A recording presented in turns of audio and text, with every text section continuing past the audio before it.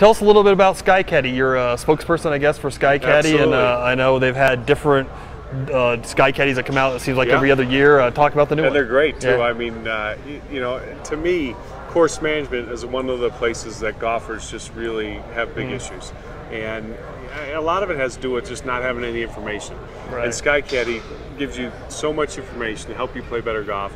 And it's the most accurate information you can get. You know, they walk all the golf courses just like a tour caddy does. Right. So it's a you know, a great product, and I'm very happy to be associated with it. And it speeds up the game too. You don't have to look for sprinkler heads, especially if you're a walker. If you're a walker, you don't have to look around. You got all the information right there. And the feature I like about it is I like when you can mark your shots. Yeah. Because you maybe know how far you hit a club, but now you can really know how far you hit a club. Absolutely. I mean, that's a big part of course management, knowing how far you hit all your clubs, and then having all the distances, you know, the front of the green, the middle of the green, the back of the green, knowing how far it is to get to the hazards so you can play, properly and take trouble out of play. These are all things that just, amateur golfers kind of don't pay attention to, but if they would have the information, I think they would. And SkyCaddie can really help them with that. How many strokes do you think good course management could take off a 15 handicaps game? A lot. I mean, to be honest with you, I mean, invariably, if I would go out with a 15 handicap, I mean, I would save them, 4 or 5 shots easy just by not letting them make the mistakes that amateur golfers make. Right.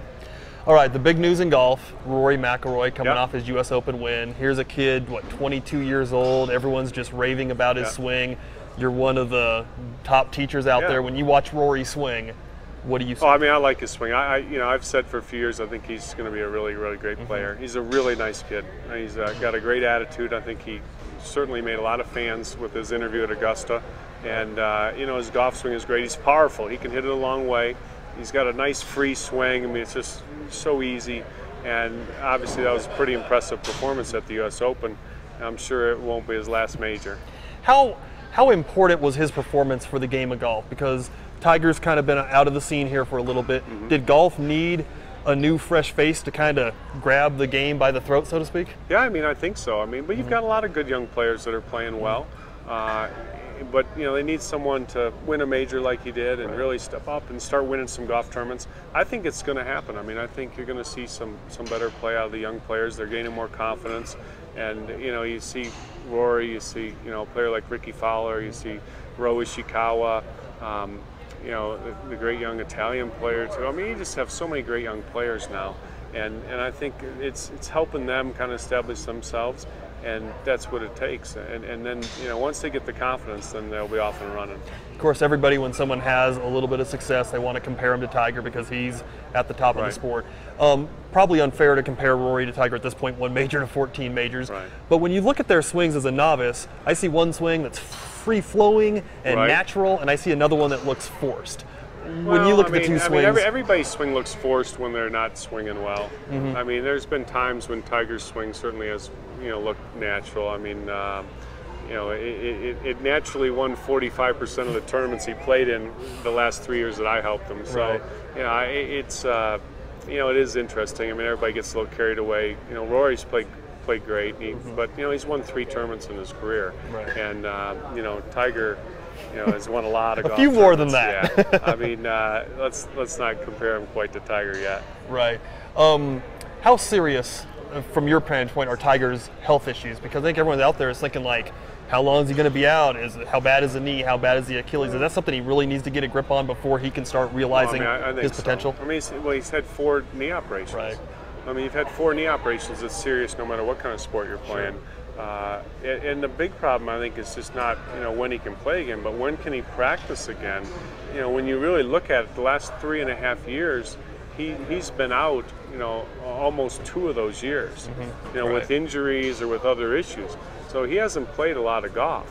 And now if he comes back, he's got to get where he can practice again. But I think if he gets where he can practice again, I mean, he's still Tiger Woods. He still has the skills. He knows how to play. He knows how to win.